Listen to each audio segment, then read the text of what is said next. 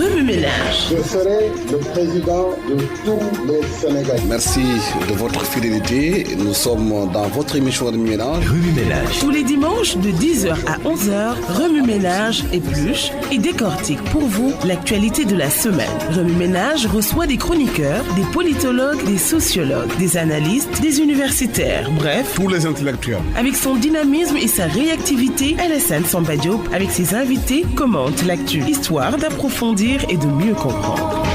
Remue-Ménage. Remue-Ménage reçoit Cherif Salif Sy, économiste, ancien directeur général de l'ONCAR, et Adama Batir Diop, professeur d'histoire africaine à Gaston Berger de Saint-Louis. Un seul thème à traiter, le sommet France-Afrique à Paris sur l'économie et la sécurité. Pourquoi l'offensive française en Afrique? Quelle analyse sur le rapport du Sénat français sur l'Afrique? Les dirigeants africains sont-ils capables de défendre les intérêts stratégiques du continent? Rendez-vous ce dimanche 8 décembre 2013 de 10h à 11h avec Alassane Samba Diop. Dimanche 8 décembre 2013, merci d'être à l'écoute de Remue-Ménage. Cette émission, nous la dédions aujourd'hui à Nelson Mandela pour le travail qu'il a fait pour la réconciliation en Afrique et en Afrique du Sud dans son pays. Donc nous recevons aujourd'hui dans notre studio Cherif Salif Sy, économiste, ancien directeur de l'ANCAR, Adama Batir Diop, historien à l'université Gaston Berger de Saint-Louis, spécialiste d'histoire africaine. Merci monsieur d'avoir accepté notre invitation. Vous le savez, nous sommes rattrapés par l'actualité concernant le décès de Nelson Mandela. Nelson Mandela est décédé donc, Cherif Salif Sy, on entend des hommages un peu partout à travers le monde, des chefs d'État qui lui rendent hommage. Mais aujourd'hui, c'est quoi l'héritage de Nelson Mandela? Merci beaucoup, Alassane. Je crois que, en effet, le décès de Mandela suscite beaucoup de réactions dans tous les pays. Je crois que son héritage, c'est-à-dire la chose essentielle en tout cas, que moi je retiens, c'est d'abord son courage, ce qu'il a accepté de souffrir dans sa chair, bien qu'il n'ait pas été le seul, et malheureusement ça on l'oublie beaucoup. Autour de lui, il y avait énormément de gens, de grands leaders, aussi charismatiques que lui, mais c'est lui qui a été pris dans les conditions que nous connaissons. L'héritage aujourd'hui, je crois que c'est cela, ce courage de cet homme pour se battre, surtout pour qu'il y ait simplement la paix civile en Afrique du Sud. Je crois que c'est important. Mandela a agi en homme qui voulait sauver le pays, éviter la guerre sociale en renonçant à certains de ses idéaux, notamment ses options économiques et le reste sur lesquels nous reviendrons pour se focaliser, en tout cas considérer que la première chose, la plus importante et la plus immédiate, c'est qu'il n'y ait pas de guerre civile ou de revanche des Noirs. Amadou Batir Diop, Cherif Salif Sy l'a dit tout à l'heure, Mandela n'a pas été seul dans la lutte qu'il a menée pour la libération de son pays. Il y avait les Walter Sisulu, les Olivier Tambo, les Albert Luthuli et les Goran Mbeki. Il y avait aussi Steve Biko, Georges Bizot, Desmond Tutu, entre autres, les André Brink qui sont battus pour la libération de l'Afrique du Sud. Pourquoi aujourd'hui on se focalise que seulement sur Mandela en oubliant les autres qui sont battus aussi dans cette lutte? Bonjour Alsan. Je voudrais, avant de répondre à cette question, revenir un peu sur le parcours de Mandela. D'abord, la réaction des grands de ce monde concernant le décès de Mandela. Il faut dire que Mandela est un des rares hommes d'État au monde qui ait fait tant l'unanimité autour de lui. Hein? Un Africain, n'est-ce pas, qui incarne les valeurs universelles. Valeurs connues en Occident, valeurs africaines d'abord, mais aussi valeurs d'autres cieux. C'est un homme qui aimait son pays et qui s'est sacrifié pour la liberté et la démocratie. Mais dans ce sacrifice, il n'a pas été seul. Il y a aussi d'autres qui l'ont accompagné. Oui, je vais en venir. Mais je voudrais dire par là, n'est-ce pas, que Mandela est une icône, comme on l'a dit.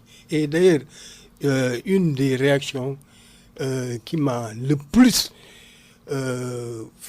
intéressé, c'est celle de David Cameron, le Premier ministre britannique. Il a dit « Une grande lumière s'est éteinte ». Donc Mandela a incarné ces valeurs universelles. évidemment, Mandela n'était pas seul dans la lutte. Il a œuvré pour, d'abord, n'est-ce pas, faire l'ANC, qu'il a rejoint après d'autres qui l'ont créé, puisqu'il faut le dire, ce parti a été créé en 1912. Hein? Mandela était né en 1918. Oui. Mais il a rejoint ce parti à partir des années 40, n'est-ce pas, pour orienter, contribuer en tout cas à l'orientation de ce parti vers la libération politique du peuple sud-africain, c'est-à-dire des Noirs, n'est-ce pas, ceux qui sont laissés pour compte dans le système, n'est-ce pas, établi par les Blancs. Et en ce sens, n'est-ce pas, il a eu des mentors, n'est-ce pas. On peut parler de Walter Sisulu. D'ailleurs, il a épousé sa première femme, la première femme de Mandela, est une nièce de Walter Sisulu. Mandela donc, n'est-ce pas, a eu des mentors, un mentor en ce sens, n'est-ce pas, Walter Sisulu. Mais il a eu des compagnons, de grands compagnons, comme Olivier Tambo, d'autres encore. Steve Biko, n'est-ce pas, était étudiant quand il était assassiné. C'était donc de grands hommes, n'est-ce pas, qui potentiellement pouvaient beaucoup apporter, n'est-ce pas, à la lutte, à la fin de l'apartheid. Chérif Salifi, dans cette lutte pour la libération d'Afrique du Sud, il y a une femme qui a joué un rôle extrêmement important, c'est Winnie Mandela. Ah oui, même si après il y a eu des erreurs qui ont été à faire, il y a eu des problèmes qui ont été posés, mais les gens oublient que Winnie Mandela, pendant les moments les plus durs, il était là. Et c'est tout à fait vrai. Dans les luttes de libération, dans la clandestinité en général, il arrive des choses qu'on finit par regretter. On use quand même dans les démocraties, on use de certaines armes qui sont tout à fait répréhensibles. Mais Winnie, je crois que Winnie, il suffit de se rendre à Soweto pour voir vraiment que c'est elle la grande patronne quand même de l'ANC, de la grande ANC. Malheureusement, Winnie, moi je l'assume, hein, je crois qu'il y a eu un complot de certains apparatchiks de l'ANC contre Winnie pour la dégager systématiquement, l'éloigner de Mandela. Elle avait une influence certaine sur cet homme, je crois que c'est important. C'est elle qui la connaissait vraiment, qui le voyait le plus souvent. Et c'est intéressant la question que vous venez de poser. Mandela n'était pas connu du tout. Il n'était pas le patron du parti, il n'était pas connu. C'est ce procès et c'est son arrestation. Sous d'autres cieux, c'est la même chose. Dès que vous mettez la main sur certains leaders, vous en faites immédiatement des martyrs et ça donne cela. D'abord, ça aide à le connaître dans le combat qu'il mène et par la suite. Mais Winnie, je crois que moi j'ai eu la chance quand même de rencontrer Winnie, je n'en parle pas souvent. Je fais partie des rares jeunes Africains à avoir visité Soweto, l'Afrique du Sud, au moment même où l'apartheid existait encore. Je crois que c'est Winnie qui nous a accueillis à Soweto. Et aujourd'hui encore, je continue à la voir chaque fois que je suis en Afrique du Sud. Dans une interview avec le Courrier International, Winnie Mandela était un peu amère. Elle a dit, nous sommes battus pour la libération du pays, mais Soweto reste miséreuse. Les gens vivent dans la misère la plus crasseuse aujourd'hui. Oui, parce qu'elle n'habite ni Sun City, ni Johannesburg, dans les grands châteaux, les palais. Winnie, je dis, c'est la mère de tout le monde à Soweto, donc elle vit la misère, la désolation tous les matins, et surtout le chômage des jeunes.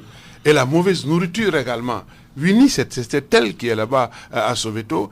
Et je crois que aussi, elle a été parfois extrêmement dure dans la tournure pendant les négociations que Mandela a menées avec le pouvoir blanc. C'est-à-dire le fait de renoncer à certaines options économiques et de se limiter uniquement à la paix civile.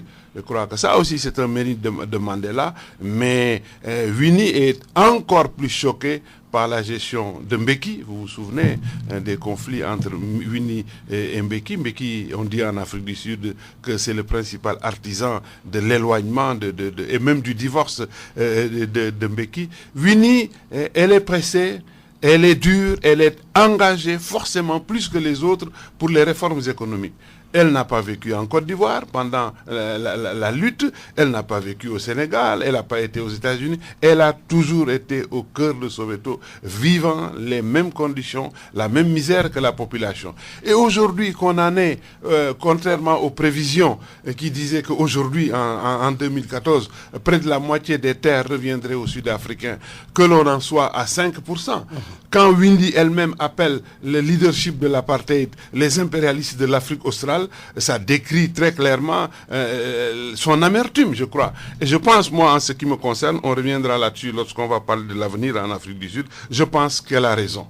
Les options néolibérales entreprises par l'Afrique du Sud vont être à l'origine d'un désastre que je souhaite en tout cas qu'on puisse contenir avant que ça ne prenne des proportions insoutenables. Adama Batir Diop, est-ce que justement ce n'est pas un des failles de la politique de Mandela? Il a passé le pouvoir, c'est vrai qu'il s'est battu pour la réconciliation nationale dans son pays, créer une nation arc-en-ciel, ce qui n'est pas facile, mais aujourd'hui sur le plan économique, les Sud-Africains, les Noirs surtout, continuent à vivre dans la misère. 80% des ressources sont détenues par les Blancs. Mais Alsan, je voudrais rebondir un peu sur l'intervention de M. Si, n'est-ce pas, concernant Mandela. C'est vrai que Mandela n'était pas connu avant, d'abord, les années 90, n'est-ce pas, au moment où il sortait de prison, où, n'est-ce pas, le monde entier, n'est-ce pas, apprenait à le connaître avec Frédéric de Klerk. Vous comprenez? Bon, mais le problème qui se pose, c'est que Mandela était en prison déjà. Hein? Et pour être en prison, c'est d'abord une preuve que cet homme était très engagé dans la lutte et qu'il était considéré comme l'un des responsables de la lutte.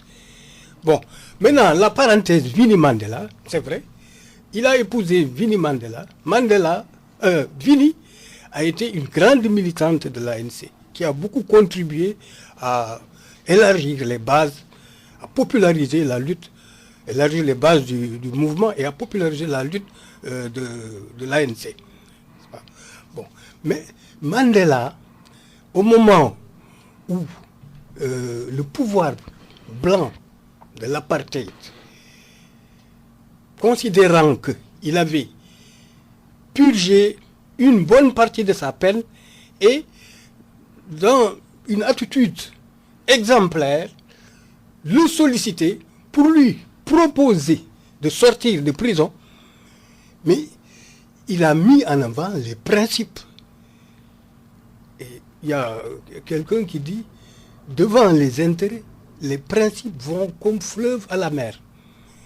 Et Mandela a eu la grandeur de considérer, n'est-ce pas, que tant que l'apartheid ne prend pas fin, tant que son peuple n'est pas libéré, la liberté n'a pas de sens pour lui. Il a refusé de sortir de prison. Il y a eu l'apartheid politique qui a été aboli, entre guillemets. Aujourd'hui, l'apartheid économique. Mais je vais en venir. Je voudrais par là insister. Je voudrais insister sur ça. Parce que c'est ça qui fait de Mandela un homme politique exceptionnel. Et l'Afrique en a besoin. Sur le plan économique. Nous avons aujourd'hui des dirigeants, il faut le dire, nous avons aujourd'hui des dirigeants, excusez-moi le terme, mais qui sont de médiocre qualité, pour la plupart en Afrique. Parce qu'ils ne comprennent pas que la fonction de chef d'État, ça doit être un sacerdoce. On ne doit pas mettre en avant les intérêts personnels et surtout l'enrichissement. Sur le plan économique aujourd'hui. Hein? Bon, maintenant, je vais en venir pour ce qui concerne l'enrichissement. Le problème économique que vous soulevez. Bon, c'est vrai, n'est-ce pas, Mandela n'était pas un économiste, n'était pas un expert en économie. C'était un avocat. Et entre parenthèses, moi, je considère que s'il s'est lancé dans des études de droit, c'était pour mieux servir son peuple. À l'époque où les discriminations, n'est-ce pas, florissaient dans ce pays. N'est-ce pas? Est-ce qu'aujourd'hui, sur le plan économique, voilà. Mandela, les bases, aide les Noirs à... Il ne pouvait pas, parce qu'il faut le dire, Mandela est arrivé au pouvoir en 1994. Il n'a eu qu'un seul mandat. Mais ce qui le préoccupait, c'était la paix. La paix en Afrique du Sud, parce qu'on ne peut pas développer une économie quand on n'a pas une nation. Il a créé la nation arc-en-ciel, il faut le dire. Et cette attitude de réconciliation vis-à-vis des Blancs, n'est-ce pas, on peut en dire ce qu'on veut, n'est-ce pas? Mais c'est une note extrêmement positive. Et en ce sens, il n'y a pas que les Blancs qui doivent approuver cette attitude. Il n'y a pas que les Blancs qui doivent considérer que c'est... Moi, je crois non, que... je voudrais, attendez, que je termine. Je voudrais par là dire, n'est-ce pas, que même les Africains doivent considérer que c'est une chose extrêmement positive. Parce que c'est un exemple, d'ailleurs, que le Rwanda a suivi, n'est-ce pas, la commission de réconciliation qui a été créée en Côte d'Ivoire, parce que, mais quand même, il faut la paix, la sécurité avant le développement économique. C'est important, la paix et la sécurité. Mais Chérif Salifsi, aujourd'hui, ceux qui ont succédé à Nelson Mandela, Thabo Mbeki et Jacob Zuma, est-ce qu'ils sont à la hauteur de la tâche sur le plan économique? Parce qu'une démocratie, c'est bien, mais il faut que les gens mangent leur faim. Moi, je crois que c'est de cette façon qu'il faut attaquer le problème. C'est-à-dire en interpellant, non pas Mandela, la lutte, c'est un processus par étapes. On règle certains problèmes le lundi, d'autres le mardi, etc. Mais la question, il y a des questions de fond sur lesquelles l'ANC s'était engagée. Des questions très importantes. Nourrir correctement le peuple sud-africain, ce n'est pas le cas aujourd'hui. Donner du travail aux Sud-Africains, ce n'est pas le cas aujourd'hui. La répartition de la terre, ce n'est pas le cas aujourd'hui.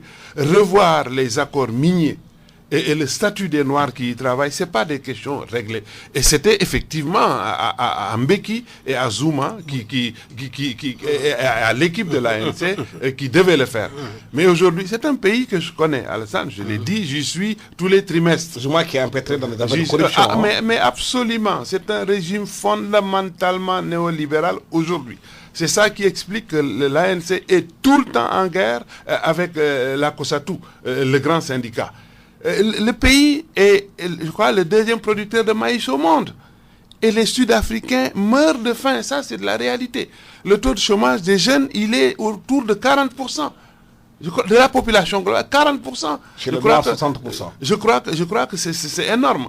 Aujourd'hui, il y a une paupérisation. La situation s'est tellement dégradée. L'accaparement des terres se poursuit. Je ne dis pas qu'elle se maintient, mais elle se poursuit. Et l'enjeu, ce n'est pas seulement les terres agricoles, mais les espaces de loisirs.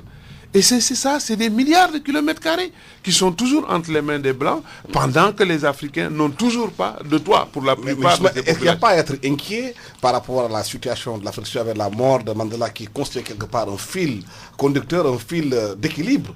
Il n'est plus là, Mandela il est parti. Est-ce que l'héritage sera bien géré par ceux qui sont là? Est-ce qu'on ne va pas retourner dans une sorte d'apartheid, de guerre civile qui ne dira pas ça? C'est ça qui est extraordinaire en Afrique du Sud. Je crois que tous les observateurs vigilants se posent la question. Pourquoi cette fidélité à Mandela pour cette jeunesse qui ne l'a jamais vu? C'est extraordinaire, ça explique le charisme et l'aura de l'homme. Les gens ont tout. Mandela, on ne discute de rien avec lui. Ce que veut Mandela, tout Sud-Africain le veut. Mais nous, on s'est toujours dit, mais et quand Mandela va disparaître, qu'est-ce qui va se passer avec le peu d'amélioration du sort des Sud-Africains? Je crois que c'est... D'ailleurs, ce qui frappe quand vous descendez en Afrique du Sud, c'est la violence dans le visage des jeunes. La violence dans les ports, dans les aéroports, simplement parce que les jeunes sont inoccupés. Je crois que ça, c'est une question qui n'interpellait pas seulement Mandela, mais Mbeki et Zuma qui passent le plus clair de son temps à danser. Je crois que ça aussi. Les danseurs, il n'y en a pas que chez nous. Là-bas aussi, ils passent son temps à s'amuser. Je pense que ce n'est pas normal. Cette histoire aujourd'hui que Mandela a laissée à son pays de réconciliation nationale, ses successeurs, et qu'ils ont pu justement prendre le flambeau à main sur le plan économique. Aujourd'hui où il y a beaucoup de chômage en Afrique du Sud, il y a des problèmes économiques, les Blancs continuent à détenir les richesses du pays. Est-ce qu'il n'y a pas d'inquiétude? Oui, sur ce plan, je suis d'accord avec mon vis-à-vis. Je crois que Mandela a tracé la voie politique. Maintenant, c'était au successeur de faire en sorte que l'économie, n'est-ce pas, soit concernée par les réformes. Il faut de profondes réformes en Afrique du Sud, puisque de tout temps, ce sont les Blancs qui tiennent les rênes de l'économie. Bon, mais on a vu d'abord Thabo Mbeki, ensuite Zuma. Je crois que les Sud-Africains noirs doivent choisir des dirigeants en mesure, n'est-ce pas, de faire en sorte que les Noirs accèdent au levier économique de ce pays. Bon, et sur ce plan, moi, j'ai quelque espoir avec les jeunes Julius Malema, bon, je ne sais pas si effectivement il a toutes les qualifications requises, mais en tout cas, les prémices me donnent quelques espoirs. Je l'ai vu, je l'ai entendu, n'est-ce pas? Je considère, n'est-ce pas, que potentiellement, il peut en tout cas aller dans ce sens. Bon, mais l'avenir peut nous réserver aussi des surprises. Chérif, c'est Julius Malema qui dénonce un peu cette caste au niveau de l'ANC qui est devenue aisée, et qui a reçu beaucoup d'argent, qui s'est accaparé de levier peut-être économique avec le Black Power qu'a mis en place Mandela, en oubliant le peuple. Mais je dis que c'est des gens que je fréquente aussi. Mais Malema, il a raison. Moi, les gens que je connais, qui sont dans les cabinets ministériels, les anciens patrons ou militants de l'ANC, ils ne fréquentent plus le peuple sud-africain. C'est des gens qui passent les week-ends à Londres et à New York. C'est des gens qui se barricadent quand ils nous reçoivent chez eux. C'est des bunkers. Malema et Winnie, c'est des gens qui vivent quotidiennement avec le peuple. Ça, c'est un point très, très important. Actuellement, d'ailleurs, je suis rentré d'Afrique du Sud au mois de septembre, où j'ai travaillé sur le secteur de l'électrification dans les Bantoustans, autour de Cape Town. J'ai visité tous les Bantoustans avec l'équipe de la CA, la Commission économique des Nations Unies pour l'Afrique. Mais chaque fois que vous revenez en Afrique du Sud, vous allez dans des Bantoustans, la désolation est encore plus importante. Je vais vous dire une chose, Alassane, que beaucoup de gens ne savent pas. Aujourd'hui, vous tuez un bœuf, le meilleur au monde, dans les Bantoustans, les gens ne touchent pas à la viande. C'est les habitudes de l'apartheid, pour montrer qu'ils vivent mal. C'est les abats, on se nourrit d'abats. C'est pour ça que vous voyez les gens avec des ceintures de taille 2,50 m. Et surtout avec leur alimentation, avec la crème et le lait extrêmement gras. Vous leur donnez de la bonne chair, ils n'en veulent pas, les gens sont habitués à cela. Il y a aussi un phénomène qui est frappant dans les Bantoustans. Aujourd'hui, il y a une tentative de modernisation par l'État en leur offrant des logements, en construisant un peu plus loin des townships. Et les gens, ils acceptent de déménager, ils s'inscrivent, on leur donne une maison toute neuve, mais ils les revendent entre 9 000 et 15 000 $ pour revenir dans le township. Quand on dit la nation arc-en-ciel, il y a énormément de Sud-Africains qui ne se sentent pas appartenir à la même nation. Ça, c'est un grand problème en Afrique du Sud, qu'il faut soulever. Et c'est là où il faut situer un peu l'échec, à ce stade en tout cas, du leadership actuel de l'ANC. Oui. On a vu aussi la fois dernière les mineurs qui ont manifesté à Makema. Je pense bien, si je ne me trompe pas sur le nom de la localité. Marikana, il y a eu énormément de morts. Ça rappelait un peu les temps de l'apartheid. Absolument. Avec l'armée sud-africaine aujourd'hui. Il y a tué des mineurs qui revendiquaient par rapport à leur salaire. Vous savez que le problème de l'Afrique du Sud, c'est un problème qu'on ne peut pas aborder de manière superficielle. Oui, parce que c'est des intérêts économiques qui sont en jeu. Et des Blancs qui détiennent les leviers économiques de ce pays face à une majorité de Noirs. Des Noirs, le plus souvent, sans qualification. Comprenez? Sans qualification professionnelle. Alors, donc, le problème de l'Afrique du Sud, n'est-ce pas, c'est d'abord le problème des Noirs qui doivent s'émanciper. S'émanciper sur le plan politique, ils l'ont déjà fait. Mais maintenant, sur le plan économique, il faut des syndicats forts, intransigeants, mais aussi il faut des dirigeants au diapason, n'est-ce pas, de cette situation. Et comme la démocratie le permet, puisque on a le principe un homme, une voix, je ne vois pas pourquoi les Africains ne sont pas en mesure de choisir les dirigeants qu'il faut pour résoudre leurs problèmes économiques et sociaux. Ça nous permet d'embrancher sur le deuxième point de notre débat, le choix économique, le choix des dirigeants. On a vu que la France a convoqué les dirigeants africains à Paris pour parler de sécurité de l'Afrique. François Hollande a été très clair. Vous les Africains, gérez votre sécurité. Même si la France va vous former 20 000 personnes par an pour permettre de gérer la sécurité dans votre pays. Oui, moi, ce problème, je crois que cette réunion, c'est encore une fois le lieu pour les Africains de situer leurs responsabilités et de l'assumer. Je crois que pour ce qui s'agit... Mais comment peut-on parler de la sécurité de l'Afrique en France? Pourquoi pas en Afrique? Oui, mais parce que le leadership africain l'accepte. Parce que le leader africain ne peut pas se défendre, 60 ans après, ils ne sont pas les seuls, peut-être on peut parler des pays occidentaux également, mais en tout cas, il apparaît très clairement que nous sommes incapables de nous défendre, de protéger nos frontières, d'assurer la sécurité nécessaire aux populations. Je crois que c'est pour cette raison que un chef d'État comme Zuma, malgré tout ce que nous venons de dire tout à l'heure de lui, est agacé par cette façon d'être convoqué à Paris, et surtout quand vous y allez, ce n'est pas du tout des débats démocratiques. Vous recevez des directives. Je crois que c'est ce qui choque la diaspora africaine un peu partout, ce qui choque les Africains sur le continent, mais c'est comme ça. On vous donne la monnaie, on vous finance vos infrastructures. Est-ce que vous savez que ces 5 dernières années, le budget de l'Union africaine est financé à hauteur de 85% par l'Union européenne? Le siège de l'Union africaine est financé par la Chine pour 200 millions de dollars. Et la maintenance est garantie pendant 15 ans par la Chine.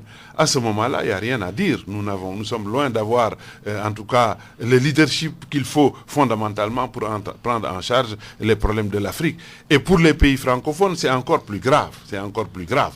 Parce que ces pays qui ont dépendu de la France depuis 200 ans, même avec ces tentatives de parler de pays émergents, on ne cite pas un seul pays francophone. Et ce qui est choquant, nous allons voir ça tout à l'heure sur les 15 points du rapport de Védrine et des autres qu'on fait passer pour des Africains, alors que c'est des Africains qui sont de nationalité française, qui ont rédigé un rapport pour la France. Je crois qu'ils devraient avoir le courage de se laisser présenter en tant que Français. C'est plus responsable. C'est Tidjane Thiam et les autres là. Je crois qu'ils devraient l'assumer. Et ce qui est choquant, c'est, vous voyez, ce qui concerne la zone CFA, c'est la France qui décide non. Et le temps est arrivé où il faut changer le nom de l'appellation du franc CFA. Le temps est arrivé où il faut avoir un accrochage à l'euro, mais avec une monnaie qui flotte. Je crois que, comme disent les Anglais, time has come to stop all this. Il est temps vraiment de mettre un terme à tout cela. 53 ans après, l'armée française est toujours présente en Afrique. On a vu ce qui se passe en Centrafrique. Il a fallu que ceux qui sont au Cameroun viennent aujourd'hui pour sauver les populations. La France parle de démocratie, de sauver les populations, qu'elle ne défend plus les dictateurs entre guillemets. Mais au-delà de l'intervention, il y a des enjeux derrière. Il faut dire que le problème de sécurité qui se pose actuellement en Afrique, c'est en grande partie la faute des Africains eux-mêmes, des dirigeants africains. D'abord, il faut le dire, il y a quelques décennies, chez Anta Diop, tirer la sonnette d'alarme en ce sens, en faisant comprendre aux chefs d'État africains que la sécurité est aussi importante que le développement. Et là, je me réjouis, entre parenthèses, que Macky Sall en ait parlé hier au niveau du sommet franco-africain, lors de la conférence de presse. Il a rappelé ça et je m'en réjouis. Parce que le problème, ce n'est pas de parler, c'est de faire. Oui, mais j'en viens. Je veux dire par là, n'est-ce pas, que Cheikh Anta Diop, à l'époque, avait compris que l'Afrique du Sud était une menace pour l'Afrique, parce qu'elle disposait de l'arme atomique à l'époque. Et il demandait aux Africains de faire en sorte que leur sécurité, n'est-ce pas, soit assurée avant de mettre l'accent sur les questions de développement économique et social. Bon, maintenant, la France, elle est intervenue avec Hollande, d'abord au Mali. Elle intervient actuellement en Centrafrique. Avant Hollande, il y a eu Sarkozy qui est intervenu en Libye, qui est intervenu en Côte d'Ivoire. Et avant, je crois, même au Tchad. Alors, mais la France, elle intervient parce que elle fait comprendre aux Africains, n'est-ce pas, que la sécurité est un impératif, primo. Mais, secondo, ce qu'elle veut, c'est préserver ses intérêts économiques en dessous. Elle sait qu'actuellement, elle est distancée par la Chine sur ce plan. L'Afrique a cette particularité d'être le continent qui regorge de ressources minières. Et toutes les grandes puissances s'intéressent, ont un regard d'intérêt pour elles. Alors, donc, c'est comme on dit le condottiere, je ne vous garantis pas la prononciation, mais le condottiere italien du Moyen-Âge, c'est lui qui recrutait les mercenaires. Mais il suscitait la guerre pour tirer profit de la situation, envoyer ses mercenaires et s'enrichir. Mais c'est exactement ce que les grandes puissances font, et la France en particulier, ou en Afrique. Vous comprenez?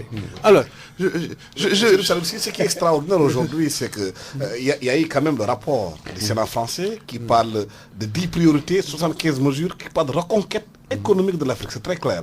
L'Afrique, c'est l'avenir de la France. On a vu le rapport de Védrine, c'est très clair. Est-ce que les chefs d'État africains ont une capacité de poser les vrais intérêts de l'Afrique? Parce qu'on a l'impression que la Chine et tous les autres pays viennent s'accaparer de la bête. Je voudrais surtout revenir sur ce qu'on fait dire tout le temps à Cheikh Anta et qu'il a dit, mais dire la vérité. Cheikh Anta a dit, il a dit plusieurs fois d'ailleurs, une fois un bout de phrase, les gens prennent un bout de phrase parfois et oublient le reste. Cheikh Anta a dit, la sécurité précède le développement. Le développement est impulsé par l'industrialisation. C'est par la suite qu'il a commencé à identifier les pôles industriels sur le continent. Et en disant que la sécurité précède le développement, Cheikh Anta parlait de la révolution agricole. C'est la révolution agricole au sens large. Agriculture, élevage et pêche qui nourrit et couvre les gens, les habits, etc. Et il dit par la suite, cette sécurité-là précède le développement. Parce qu'effectivement, sans révolution agricole, il n'y a pas de développement. Et le développement ne peut venir que d'une articulation avec une révolution agricole et d'une industrialisation. Ça, je remercie Dieu vraiment de l'avoir rappelé. Il ne faut pas que les chefs d'État ou d'autres essayent de présenter ça autrement. C'est ce que Cheikh dit, il les met devant leurs responsabilités pour assurer convenablement le développement. Ça ne veut pas dire le parapluie militaire de quelqu'un d'autre ou la sécurité militaire. Au demeurant, la sécurité militaire aujourd'hui, aucun pays ne peut se défendre convenablement s'il n'a pas le parapluie américain déjà au sein des grands pays industrialisés. Aucun. Et c'est l'une des raisons qui ont fait la création de l'OTAN. Je crois que ça, c'est une donnée objective. Mais aujourd'hui, ce qui est intéressant de relever, c'est, mais de quelle Afrique parle-t-on? Et pourquoi cette Afrique? C'est parce que simplement, l'Afrique revient, je crois, et devient une priorité stratégique pour des raisons évidentes. Je crois que c'est important de rappeler ce dynamisme dans lequel s'est engagé le continent. D'abord, jamais dans l'histoire de l'humanité, on a connu une région du monde qui a doublé sa population en un siècle. Je crois que c'est historique et le facteur population est très important dans le développement. C'est la raison pour laquelle d'ailleurs tout enseignement d'économie commence par la population et la démographie et l'aménagement du territoire. L'autre problème, c'est que c'est le potentiel en termes de terre dont dispose l'Afrique. Plus de 60% des terres agricoles, c'est en Afrique. Les ressources du sous-sol restent des ressources potentielles, inexploitées pour la plupart. Ça aussi, c'est une raison. Mais surtout, les facteurs quand même démocratiques. L'Afrique est le continent aujourd'hui où les libertés politiques, démocratiques sont restaurées et maintenues sans totalitarisme. La souveraineté appartient de plus en plus au peuple. Je crois que ça, c'est une force de frappe qui fait qu'on ne peut pas se désintéresser pour l'Afrique. Pour revenir à la France maintenant, la France, comme la plupart des pays occidentaux, a réellement peur. Elle est inquiète, elle est préoccupée.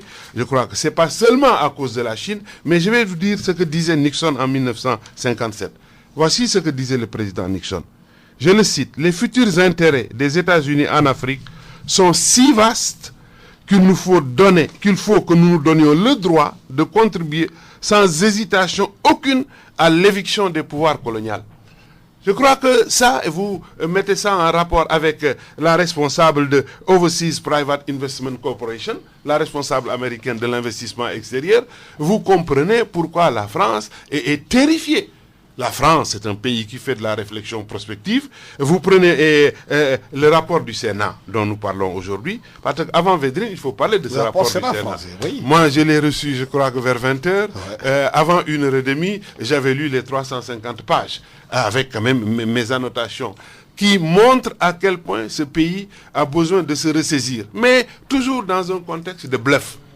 Les notions qu'ils avancent, c'est le partenariat gagnant-gagnant. Je crois que c'est un concept dont il faut se méfier. Mais avant ce rapport, il y a eu aussi en 1700, le rapport, il faut donner son titre, hein. Ce rapport du Sénat, il s'appelle « Afrique, notre avenir ». C'est clair. Il date du 29 octobre 2013. Un autre rapport a existé par le milieu des affaires français. En 1876, il disait « Exploitation du Sahara central, avenir de la France en Afrique ». Voilà encore une fois que l'Afrique est convoitée, mais pas dans d'un cadre démocratique, dans un contexte qui prend en compte la souveraineté, la volonté des Africains de se développer, mais simplement pour les déposséder de leur patrimoine. Mais ce qui est intéressant aussi dans ce sommet France-Afrique, c'est que la France ne s'est pas seulement limitée aux pays francophones. On a vu les pays anglophones là-bas, avec le Nigeria, le Kenya, qui sont représentés à ce sommet. Mais c'est façon d'élargir la palette, c'est ça? Mais c'est ça la stratégie que la France construit et l'Union européenne. Il y a une dynamique France-Union européenne. Hein. L'Union européenne parfois se met en retrait. Et la France aujourd'hui, son premier partenaire en Afrique, c'est pas un pays francophone. C'est quand même l'Afrique du Sud. La France investit de plus en plus dans les pays anglophones. Ces anciennes colonies anglaises abandonnées aussi par la Grande-Bretagne. Parce que sur le plan aussi de l'intervention extérieure, la Grande-Bretagne a plus de faiblesse que la France en réalité. C'est ça qui explique. Est-ce qu'aujourd'hui, les dirigeants africains comprennent ces enjeux pour défendre les intérêts du continent africain? Amadou. Adama Baïtir Diop. Voilà. Je vais rebondir un peu sur le problème de Cheikh Anta Diop. C'est parce que nous sommes tous admirateurs de Cheikh Anta Diop. Cet homme a compris que l'Afrique doit reprendre l'initiative historique perdue depuis des millénaires. Et c'est en ce sens, n'est-ce pas, qu'il demandait à l'époque aux Africains de tout faire en sorte, n'est-ce pas, que leur sécurité soit garantie face à la menace à l'époque sud-africaine. Est-ce qu'aujourd'hui les dirigeants africains comprennent ces enjeux-là? Les dirigeants africains, justement, je l'ai dit tout à l'heure, n'est-ce pas, leur choix pose d'abord le problème. Et ce sont des dirigeants qui mettent généralement l'accent, n'est-ce pas, sur leurs intérêts personnels, leurs intérêts égoïstes. On dépend, n'est-ce pas, des intérêts publics. Le plus souvent, ils sont mal élus, ou ils sont arrivés au pouvoir par un coup d'État, ou alors ils cherchent à pérenniser leur pouvoir, n'est-ce pas? Donc voilà l'ensemble des problèmes. Maintenant, en ce qui concerne, vous avez dit la France, n'est-ce pas? Il faut le dire. La France qui est la tête de pont de l'Union européenne, hein? Il ne faut pas oublier ça. Mais la France, c'est une puissance européenne assez particulière. Vous voyez, d'abord, elle a besoin de l'Afrique sur le plan politique pour accroître son influence sur l'échiquier international. Ensuite, la France a disposé d'abord d'un précaré africain. Et elle l'a géré à sa manière. Mais, comme le disait un de ces grands hommes d'État, les États n'ont pas d'amis, ils n'ont que des intérêts. Ça, c'est le général de Gaulle. C'est le général de Gaulle qui le disait. Alors, donc, de la coopération initiée par le général de Gaulle dans les années 60, jusqu'au co-développement initié par Jospin, c'est la gauche en 1997 qui a initié le co-développement. Eh bien, en passant par Sarkozy, qui est un homme de droite, mais qui a géré la continuité en ce sens, et aujourd'hui, comment il s'appelle, Hollande, eh bien, la France n'a toujours cherché qu'à préserver ses intérêts. Donc, quand on parle, comme le dit... Est-ce que justement les dirigeants africains sont capables aujourd'hui de gérer les intérêts de l'Afrique?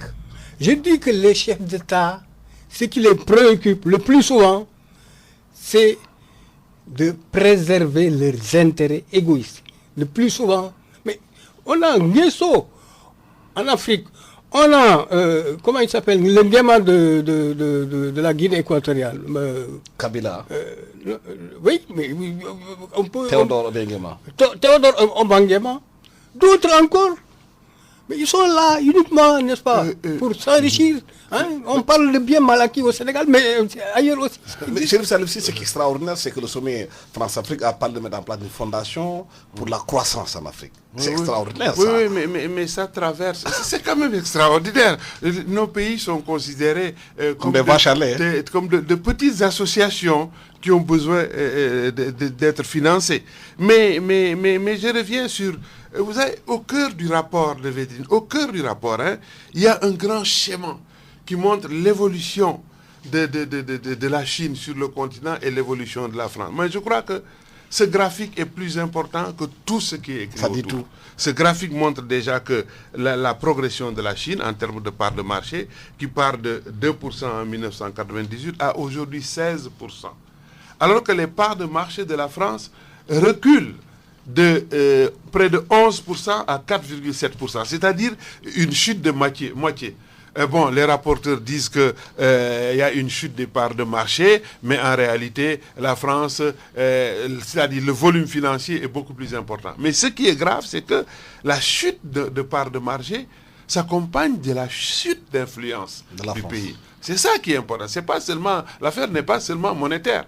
Et ce qui frappe encore, c'est qu'aujourd'hui, sur le continent ou dans la diaspora, en France, le rejet de la France par les Africains. Les Africains se sont très mécontents de la France. Ils n'en veulent plus. Donc, cette dimension psychologique, c'est le rapport du Sénat qui le prend plus en compte. Mais est-ce qu'il y a une réponse des Africains par rapport à ça? Par rapport les Africains... à ce que les gens viennent s'accaparer du continent, est-ce qu'il y a une réponse africaine pour développer le continent et ne pas être la vache à lait? Mais je vais venir en là. Il n'y a pas de réponse appropriée à mon sens, puisque les gens assument une expression qui est souvent venue dans la réunion, la notion de gagnant-gagnant. C'est-à-dire qu'ils s'approprient ce que la France dit. Sans savoir le contenu. Dans le débat, ils ont dit que, c'est un argument de la France, le marché mondial est un vaste marché où règne l'égalité des chances et où les opportunités dépendent des avantages compétitifs des acteurs. D'abord, la première chose qui est fausse, c'est que les avantages aujourd'hui, ils sont construits. Il n'y a pas d'avantage naturel. Les avantages sont construits. La deuxième chose, je crois que la bonne réponse des chefs d'État africains, c'était de refuser et de démystifier cette notion du mythe gagnant-gagnant. Parce que ce mythe gagnant-gagnant ne tient pas compte de la réalité de l'économie telle qu'elle fonctionne réellement. L'économie est hiérarchisée et c'est un tissu de rapports de force forgé pendant l'industrialisation des pays occidentaux, la période coloniale et le néocolonialisme. Ça, si vous le perdez de vue, vous n'avez aucune chance de déconnecter en tout cas de ce partenariat tel qu'il fonctionne réellement. Si on oublie que le prix de céréales est fixé à Chicago.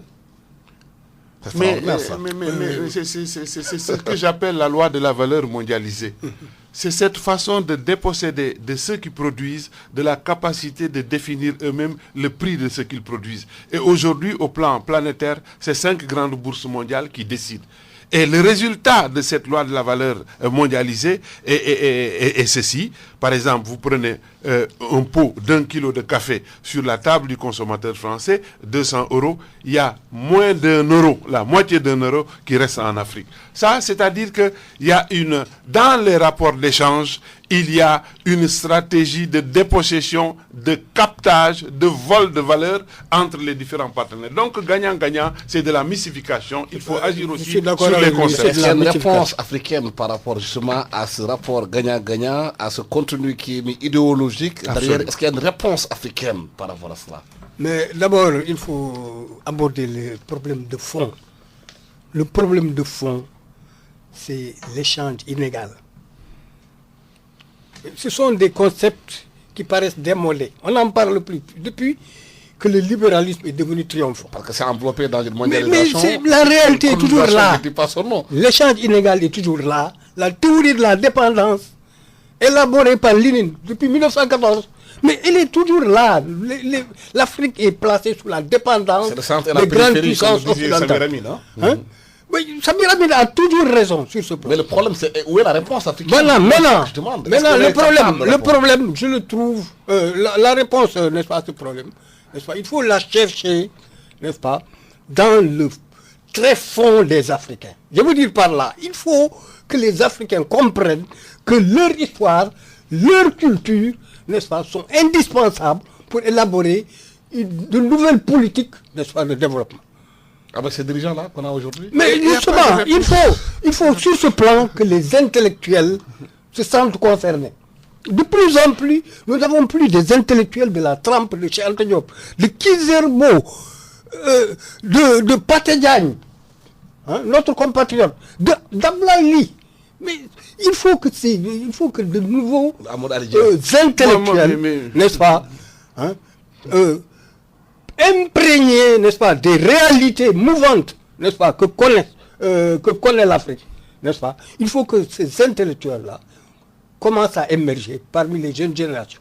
Donc, ce sont les intellectuels, ce sont les syndicats, c'est aussi la société civile, en partie, eh bien, qui peuvent faire en sorte que les chefs d'État africains actuels infléchissent leur attitude vis-à-vis des puissances impérialistes qui continuent, n'est-ce pas, eh bien, de faire de l'Afrique une proie qui, du jour au lendemain, n'est-ce pas, peut d'ailleurs, comme le disait Karl Marx, n'est-ce pas, eh bien, faire en sorte qu'eux-mêmes, ils soient leurs propres fossoyeurs.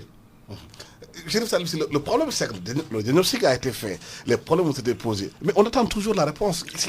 Mais c'est la décision politique. C'est quoi? C'est la décision politique. Le rôle des intellectuels, c'est de réfléchir pour l'action. Mais les intellectuels ne sont pas maîtres de la décision. La décision est politique, c'est nous qui élisons. Et c'est à ce niveau qu'il nous faut prendre notre responsabilité. Être élus nous-mêmes ou faire élire nos gens ou avoir des lobbies dans les assemblées où on prend des décisions. La réponse, les chefs d'État nous indiquent toujours la direction dans laquelle ils sont. Je viens de le dire, nos budgets ne tiennent pas s'ils ne sont pas soutenus par ces pays. L'Union africaine ne fonctionne pas si... C'est ça les réponses. L'indépendance monétaire. Donc il n'y a pas les réponses que les Africains attendent. Il y a aussi une génération quand même qu'il faut saluer. L'Afrique regorge de jeunes, on est loin de la masse critique. Ils sont sur le continent et hors du continent. Ils sont à la Chase Manhattan Bank, ils sont à l'UBS, ils sont à Suisse. C'est des prospectivistes, des gens qui réfléchissent, mais ils sont dans leur rôle d'intellectuels. Ils font des réflexions aussi profondes que celles de Cher, celles de Amadi. Elles ne sont pas entendues, ces réflexions, mais bien sûr, parce qu'ils n'ont pas le pouvoir. Le pouvoir, c'est le lieu où on prend les décisions pour construire des alternatives. Diop a raison, il y a maintenant notre travail qui a reculé sur le terrain, il faut le dire. Vous êtes un intellectuel, vous écrivez un article de fond sur, par exemple, les politiques gouvernementales, mais personne ne réagit. Aucun de vos collègues ne participe au débat. Les espaces sont rares. Moi, je vois rarement, par exemple, au Sénégal, des commentaires des partis politiques et des élites sur le budget. Et c'est la période. Et il risque de se passer cette année encore la même chose. Mais si vous ne vous prononcez pas sur les politiques de l'État, si vous ne réfléchissez pas sur l'articulation entre le système national de développement, la planification, mais on ne vous sent pas. Et un collectif intellectuel qui est senti, dont on sent les voies alternatives tracées, on ne l'aperçoit pas. Mais l'impression qu'on a ici, c'est que ces intellectuels-là dont vous parlez, c'est plus la padiga. Ils sont happés par la quotidienneté des choses, tu as d'autant plus raison qu'au Sénégal, au Cameroun par exemple, depuis 20 ans, 9 ministres sur 10 sont universitaires. Au Sénégal, c'est pareil depuis 20 ans. Tous nos grands universitaires sont passés par le pouvoir. Et ça n'a absolument rien changé. Donc le problème, ce n'est pas d'être intellectuel, ce n'est pas d'être docteur. Le problème, c'est d'être résolument nationaliste, panafricaniste, tout ce qu'on veut. Mais agir véritablement pour les transformations qui servent les populations. C'est ça que nous n'avons pas. Je suis d'accord avec lui. Les intellectuels doivent être des nationalistes. Je veux dire que l'intellectuel doit pouvoir éclairer son public sur la marche de son temps et infléchir la perception qu'il en a fait, qu'il en fait. Oui. Alors, quand les intellectuels s'engagent dans la politique, ça devient un autre problème. Cheikh Anta Diop a été un intellectuel, il s'est engagé dans la politique, mais c'était pour faire en sorte qu'il soit là où on prend les décisions.